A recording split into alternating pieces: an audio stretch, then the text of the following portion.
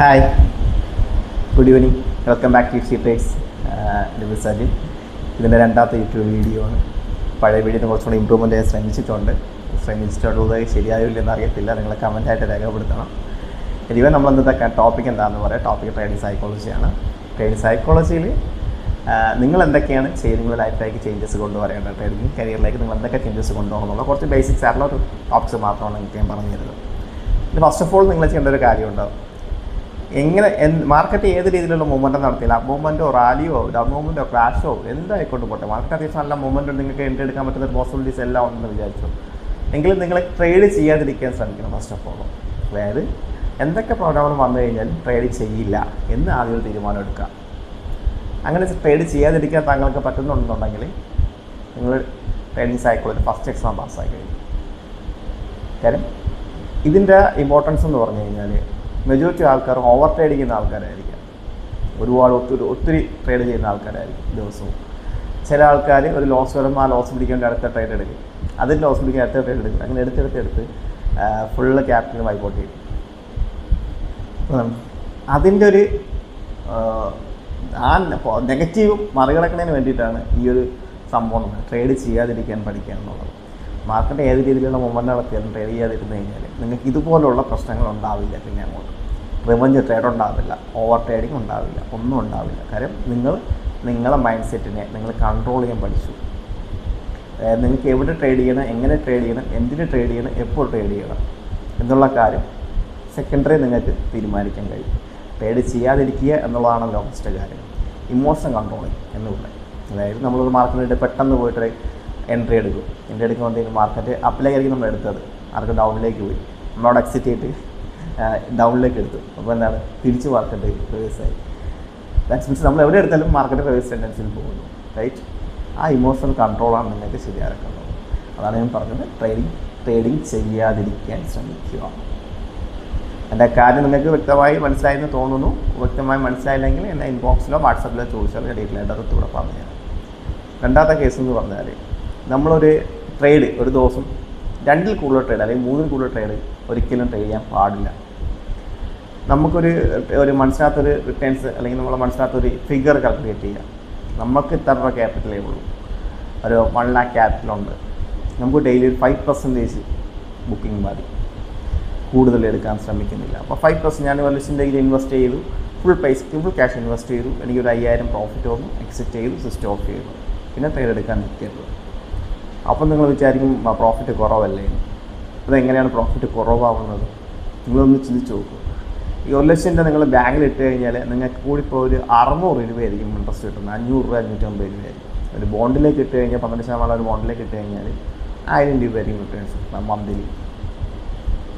നിങ്ങൾക്ക് ഡെയിലി 5% വെച്ചിട്ട് എടുക്കാമെന്ന് വിചാരിച്ചു. നിങ്ങൾക്ക് ഓപ്പർച്യൂണിറ്റി ഉള്ള സമയങ്ങളിൽ മാത്രമേ എൻട്രി ചെയ്യുന്നുള്ളൂ, എപ്പോഴും എൻട്രി ചെയ്യുന്നില്ല. ഒരു 5% വെച്ച് എടുത്തു എന്ന് വിചാരിക്കാം. 24 ട്രേഡിംഗ് ഡേ ആണുള്ളത്, അല്ല 20 ട്രേഡിംഗ് ഡേ നിങ്ങൾക്ക് കിട്ടിയെന്ന് വിചാരിക്കും. അത് 15 ട്രേഡിംഗ് ഡേ നിങ്ങൾക്ക് പ്രോഫിറ്റായി, ഒരു 5 ലോസായി എന്ന് വിചാരിക്കും. അപ്പം ഈ 5% വെച്ചാണ് നമ്മൾ പ്രോഫിറ്റ് ബുക്കിംഗ് നടത്തിക്കൊണ്ടിരിക്കുന്നത്. അപ്പോൾ 15 ദിവസമാകുമ്പോൾ നിങ്ങൾക്ക് എത്ര റിട്ടേൺസ് കിട്ടിയെന്നറിയാമോ? 77,000 രൂപ, ഓൾമോസ്റ്റ് 75%. ഇപ്പം മനസ്സിലായോ? നിങ്ങളൊരു ഫിഗർ മനസ്സിൽ കണ്ടു കഴിഞ്ഞാൽ ആ ഫിഗറിൽ സ്റ്റാൻഡേർഡ് ബുക്കിംഗ് നടത്തുക. അല്ല ഒരു ദിവസം എൻ്റെ ഒരു 5 ലക്ഷം രൂപ ക്യാപിറ്റലുണ്ട്, എനിക്ക് ഡെയിലി 2 ലക്ഷം രൂപ വെച്ച് പ്രോഫിറ്റ് വേണം, അല്ലെങ്കിൽ ഒരു മാസം 2 ലക്ഷം രൂപ വേണം എന്നുള്ള ചിന്താഗതിയായിട്ട് ഒരിക്കലും ട്രേഡിങ്ങിൽ വരരുത്. ട്രേഡിങ്ങിൻ്റെ ഡിസിപ്ലിനുണ്ട്, അതിൻ്റേതായ ഭാഗമായിട്ട് മാത്രമേ ട്രേഡിങ്ങിൽ നമുക്ക് കൺസിസ്റ്റൻ്റ് ആയിട്ട് നിന്ന് പോകാൻ പറ്റത്തുള്ളൂ. അപ്പോൾ ഞാൻ പറയും 27 റിട്ടേൺ കിട്ടിയെന്ന് പറഞ്ഞു, അതിൽ 5 സ്റ്റോപ്പ് ലോസ് സെറ്റ് ചെയ്തിട്ടുണ്ട്.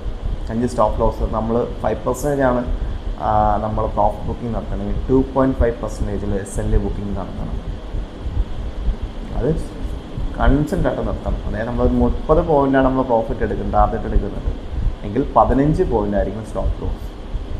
പോയിന്റിൽ കാൽക്കുലേറ്റ് ചെയ്യുകയാണെങ്കിൽ എന്നെ സംബന്ധിച്ച് ഞാൻ എപ്പോഴും പെർസെൻറ്റേജിലാണ് കാൽക്കുലേറ്റ് ചെയ്യുന്നത്. ബിക്കോസ് എന്ന് വെച്ചാൽ നമ്മൾ എടുക്കുന്ന ട്രേഡ്സിൻ്റെ വാല്യൂസ് എപ്പോഴും ഡിഫറൻ്റ് ആയിരിക്കും. ചിലപ്പോൾ 10 ലക്ഷം രൂപ ട്രേഡ് ആയിരിക്കും എടുക്കുക, ചിലപ്പോൾ 12 ലക്ഷം രൂപ, ചിലപ്പോൾ ഒരു 30 ലക്ഷം രൂപ ട്രേഡ് ആയിരിക്കാം.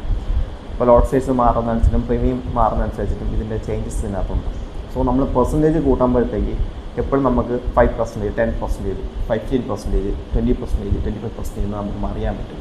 ദാറ്റ് മീൻസ് ഇപ്പോൾ നമുക്ക് അതിൽ ബുക്കിംഗ് നടത്താൻ പറ്റും. അതായിരിക്കും എപ്പോഴും നല്ലത്. പെർസെൻറ്റേജ് നോക്കുന്നതാണ് എപ്പോഴും നല്ലത്. അപ്പോൾ നമ്മൾ ഇൻവെസ്റ്റ് ചെയ്യുന്ന എമൗണ്ട് ആണെന്ന് നമുക്ക് കറക്റ്റ് അവിടെ അറിയാൻ കഴിയും. അപ്പോൾ എത്ര പെർസെൻറ്റേജ് നമുക്ക് പ്രോഫിറ്റ് വന്നു എന്ന് അറിയാൻ കഴിയും, എത്ര പെർസെൻറ്റേജ് ലോസ് വന്നു എന്ന് അറിയാൻ കഴിയും.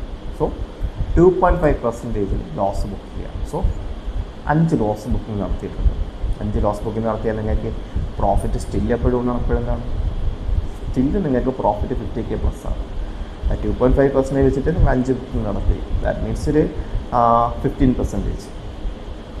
നിങ്ങൾ നടത്തിയ 75% 50% പോയി കഴിഞ്ഞാൽ 60% പ്രോഫിറ്റാണ്. ദാറ്റ് മീൻസ് നിങ്ങൾ 1 ലക്ഷം രൂപയ്ക്ക് 60,000 രൂപ കാർഡസ് എല്ലാം കഴിച്ച് നിങ്ങൾക്ക് ഒരു 55,000 കൂട്ടി, ഒരു 50,000 രൂപ കൂട്ടി. 50% ക്യാപിറ്റൽ നിങ്ങൾ റിട്ടേൺ എടുത്തു പ്രോഫിറ്റ്. അതായത് 1 ലക്ഷം ഇൻവെസ്റ്റ് ചെയ്ത് 50,000 റിട്ടേൺ എടുത്തു എന്ന് ചിന്തിക്കുക.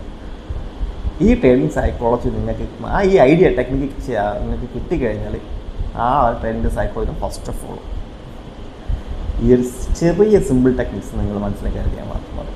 അപ്പോൾ നിങ്ങൾ ഓവർ ട്രേഡിങ് വേണ്ടെന്ന് വയ്ക്കും, റിവഞ്ച് ട്രേഡിങ് വേണ്ടെന്ന് വയ്ക്കും. എനിക്ക് ഇത്ര ദിവസം കൊണ്ട് കിട്ടിയാൽ മതി പ്രോഫിറ്റ് എന്നുള്ള മൈൻഡ് സെറ്റിലോട്ട് വരും. ഇതെല്ലാം നിങ്ങൾക്ക് പറ്റും. മനസ്സിലായി? സോ എപ്പോഴും നമ്മൾ ചെയ്യുന്ന കാര്യങ്ങളിൽ ഒരു വ്യക്തമായ പ്ലാൻ ഉണ്ടായിരിക്കണം. നമ്മൾ ട്രേഡ് ചെയ്യില്ല എന്ന് വെച്ചാൽ ട്രേഡ് ചെയ്യില്ല. നമ്മൾ ഇന്ന് 5% കിട്ടി, ഞാൻ ഓൾ രജിസ്റ്റർ ഓഫ് ചെയ്തു, കാര്യം കഴിഞ്ഞു. എന്നാൽ എനിക്കിന്നൊരു SL കിട്ടി 2.5%. എൻ്റെ റിസ്ക് റിവാർഡ് റേഷ്യോ എന്താണ്? ഞാൻ 5% പ്രോഫിറ്റ് വയ്ക്കുമ്പോൾ 2.5% SL ബുക്കിംഗ് സിസ്റ്റം ക്ലോസ് ചെയ്യുക. സെയിം ടൈം റിക്കവർ ആക്കുന്നത് എന്ത് നിർബന്ധം? അടുത്ത ദിവസം റിക്കവർ ആക്കാമേ.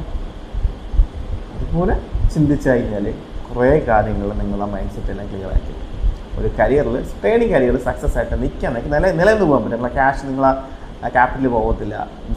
കൺസിസ്റ്റൻ്റ് പ്രോഫിറ്റ് എടുത്ത് തുടങ്ങണം, മാന്യമായ റിട്ടേൺസ് എടുത്ത് തുടങ്ങണം. ചില ക്ലയൻസ് എൻ്റെ അടുത്ത് വന്നിങ്ങനെ ചോദിക്കുകയാണ്, എനിക്ക് മാസം 2 ലക്ഷം രൂപ വേണം, 3 ലക്ഷം രൂപ വേണം, ഇത്രയും ദിവസം ഉണ്ടെങ്കിൽ എനിക്ക് പിടിച്ചിരിക്കാൻ പറ്റുള്ളൂ. അപ്പോൾ അങ്ങനെയുള്ള ആൾക്കാർ ഞാൻ ഓപ്പൺലി പറയാം, ട്രേഡിങ്ങിൽ നിങ്ങൾ വരരുത്. നിങ്ങൾക്ക് പറ്റിയ ഫീൽഡ് ഇതല്ല. കാരണം വെച്ചാൽ നിങ്ങളുടെ മൈൻഡ് സെറ്റാണ് ആദ്യം ചേഞ്ച് ചെയ്യാനുള്ളത്. ആ മൈൻഡ് സെറ്റ് ചേഞ്ച് ചെയ്ത് മാർക്കറ്റിൽ ഇരുന്ന് പഠിച്ച് എല്ലാ കാര്യങ്ങളും ക്ലിയർ ആയതിന് ശേഷം മാത്രമാണ് നിങ്ങൾ ഈ രീതിയിലുള്ള പ്രോഫിറ്റ് ബുക്കിംഗ് നടത്താം. അതല്ലാതെ നിങ്ങളുടെ ക്യാപിറ്റൽ ഫുള്ള് വൈപ്പ് ഉണ്ടാവും. ഒരാൾ പോലും അതിൽ സക്സസ് ആയിട്ട് ഉണ്ടാവത്തില്ല. നിങ്ങൾ ഓവർ ട്രേഡിങ് കൊണ്ട് ഓവർ പ്രോഫിറ്റ് വേണം ചിന്തിച്ച് വന്ന ആൾക്കാർ ഒരിക്കലും നിലനിൽക്കും. ഓപ്പൺലി പറയാം, ട്രേഡിങ്ങിൽ ഒരു മാക്സിമം ഒരു 1 ഇയറിനകത്ത് നിങ്ങൾ ഫുൾ കടം മേടിച്ചുള്ള ട്രേഡ് ചെയ്യാൻ നിങ്ങൾ കടക്കാരനായി മാറുന്ന അവസ്ഥയിലേക്ക് പോകും. കാര്യം ട്രേഡിംഗ് എന്ന് പറഞ്ഞു കഴിഞ്ഞാൽ ഒരു ഗാംബ്ലിംഗ് പോലെയാണ്. നമുക്ക് ഇതിനൊന്ന് ട്രേഡ് ചെയ്ത് തുടങ്ങിക്കഴിഞ്ഞാൽ പിന്നെ ഒരിക്കലും റിട്ടേൺ പോകാൻ പറ്റില്ല. അതിൽ നമുക്ക് വീണ്ടും അതിലേക്ക് വന്നുകൊണ്ടിരിക്കും, വരുത്തിക്കൊണ്ടേയിരിക്കും. ട്രേഡിങ്ങിൻ്റെ ഒരു പ്രത്യേകത. പക്ഷേ ഒരു ഗാംബ്ലിംഗ് അല്ല എന്നുള്ള കാര്യം ആലോചിക്കുക. വളരെ ഡിസിപ്ലിൻഡായിട്ടും ഇമോഷൻ കൺട്രോളായിട്ടും പേഷ്യൻസുമായിട്ടും അപ്രോച്ച് ചെയ്യേണ്ട ഒരു സ്ഥലമാണ് ട്രേഡിംഗ് എന്നുള്ളത്. പ്രത്യേകിച്ച് ഓപ്ഷൻ സെഗ്മെൻറ്റൊക്കെ. അപ്പോൾ അതിൻ്റേതായ എല്ലാ കാര്യങ്ങളും നമ്മൾ പാലിച്ചാൽ മാത്രമേ സക്സസ് ആവത്തുള്ളൂ. ഇപ്പം നിലവിൽ ഈ കാര്യങ്ങൾ നിങ്ങൾ ഫസ്റ്റ് ഓഫ് ഓൾ ശ്രദ്ധിക്കുക.